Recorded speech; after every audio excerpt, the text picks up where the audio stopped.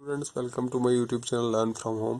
तो आज हम एक्सरसाइज 3.2 का क्वेश्चन नंबर 6 कर लेंगे। इस क्वेश्चन ये बिल्कुल सिंपल क्वेश्चन है। इसमें कह रहा है कि आपको गिवन द लीनियर आपको एक लीनियर इक्वेशन दी है। ठीक है, लीनियर इक्वेशन हम सॉल्यूशन में लिखेंगे। गिवन लीनियर इक्वेशन आपको दी है, पहले हम ये लीनियर इक्वेशन लिख लेंगे। ठीक है, उसके बाद आपको ये बिल्कुल सिंपल क्वेश्चन है। इक्वेशन है 2x plus 3y minus 8 is equal to 0। ठीक है, ये आपके पास एक इक्वेशन है। इस इक्वेशन के हिसाब से आपने क्या करना, आपने एक और अनदर लीनियर इक्वेशन लिखनी है टू वेरिएबल्स में, जिसकी सबसे पहली बात जो है, हमें एक ऐसी इक्वेशन लिखनी है ताकि जहाँ पे जब हम दो इक्वेशन लिखेंगे जिनकी जो लाइन्स हमारे पास, जब हम उन लाइन्स को का ज्योमेट्रिकल रिप्रेजेंटेशन कर लेंगे तो वो लाइन्स जो है वो इंटरसेक्टिंग, पहले हमने बताना है कि वो लाइन्स इंटरसेक्टिंग होनी चाहिए। दूसरे में हमने बताना है कि वो पैरेलल होने चाहिए, और तीसरे में हमने बताना है कि वो कोइंसिडेंट। तो इसका मतलब हमने एक तो हमारे पास एक इक्वेशन दी है, दूसरी ऐसी इक्वेशन बनानी है जिसको बनाने के बाद हमारे पास जो ज्योमेट्रिकल रिप्रेजेंटेशन होगी वो हमारे पास होगी क्या, इंटरसेक्टिंग लाइन्स की।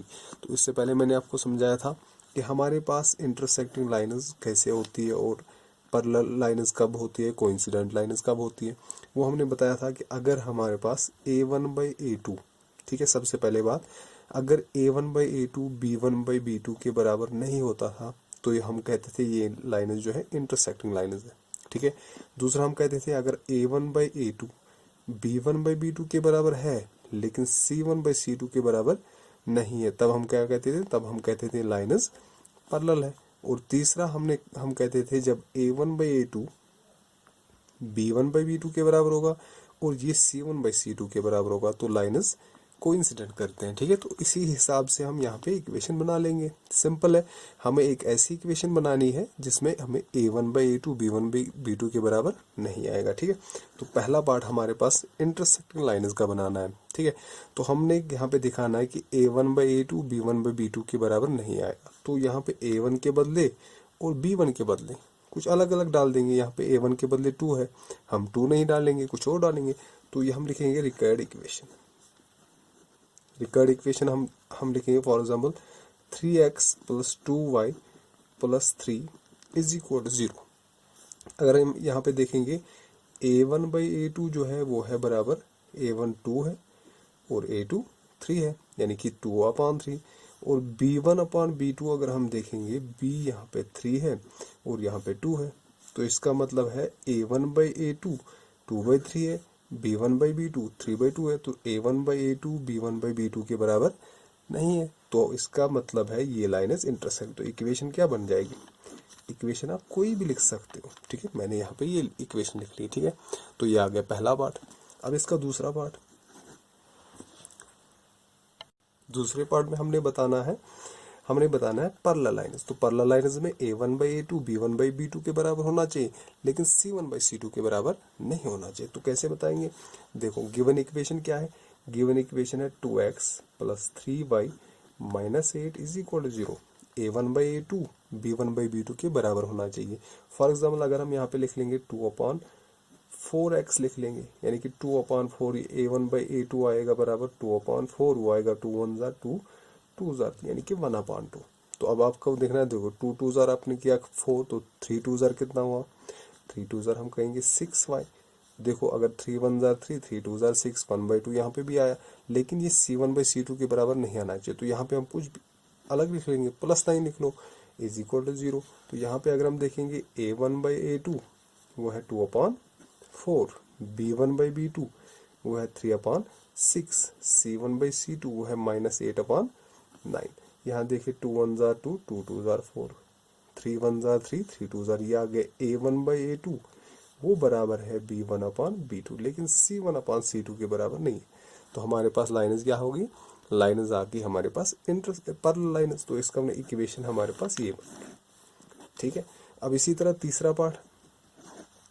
तीसरी पार्ट में सेम इक्वेशन है, गिवन इक्वेशन है 2x plus 3y minus 8 is equal to 0। तो हमारे पास एक ऐसी इक्वेशन बनानी है जो हमारे पास क्या होगी, कोइंसिडेंट। तो बना लेंगे। तो यहाँ पे 2x है तो हमारे पास सारे सेम आने चाहिए, तो यहाँ पे लिख लो 4x ठीक है, ये आएगा 1/2। फिर हम लिखेंगे 6y, ये भी आएगा 3 1 जार 3 2 जार 6, ठीक है। तो यहाँ पे भी हम लिखेंगे 8 8 2 जार आ गया 16, यानी कि 8 1 जार 8 8 2 जार 16 ना। तो इसका मतलब a1/a2 आया किसके बराबर, a1/a2 2/4, यानी कि 2 1 जार 2 2 जार, यानी कि 1/2। b1/b2 देखो, वो आएगा 3/6 3 1 जार 3, तो ये भी आया 1/2, ठीक है। c1/c2 वो आया -8 divide by -16, minus minus cancel, 8 1 jar 8 2 jar 1/2। तो इसका मतलब a1/a2 आया बराबर b1/b2, और ये आया c1/c2। तो हमारे पास इक्वेशन कौन सी बन गई, इक्वेशन बन गई ये, ठीक है। तो ये सिंपल क्वेश्चन था, इस क्वेश्चन को हमने यहाँ पे कर लिया, ठीक है। तो अब इसके बाद क्वेश्चन नंबर 7 हम डिस्कस कर लेंगे, ठीक है। नेक्स्ट क्वेश्चन हमारे पास है क्वेश्चन नंबर 7, कहता है कि draw the graph of the equation, ठीक है। इक्वेशन इसका ग्राफ, हमारे पास दो इक्वेशन दिए, एक ये इक्वेशन दी है, एक ये इक्वेशन दी है, ठीक है।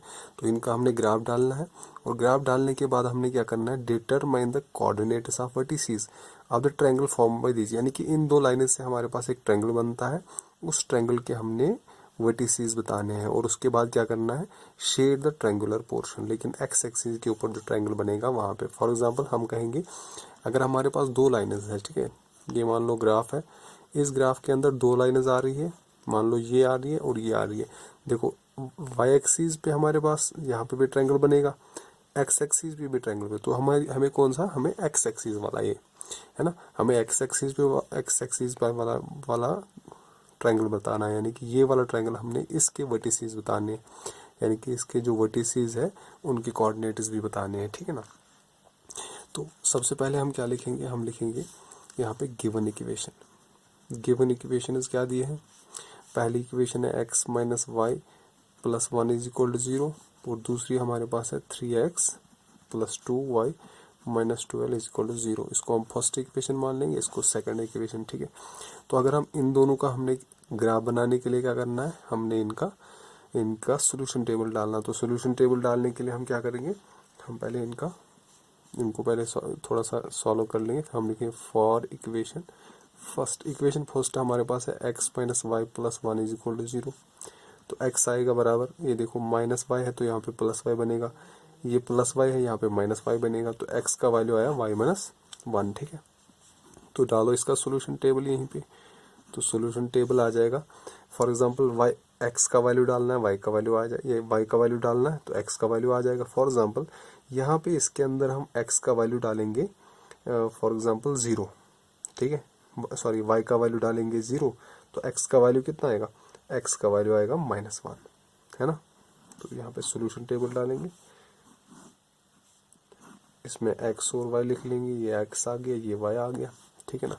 तो जब हमने y का वैल्यू डाला 0, x का वैल्यू आया -1, y का वैल्यू हमने 0 डाला और x का वैल्यू आया, x का वैल्यू -1 आ गया, ठीक है।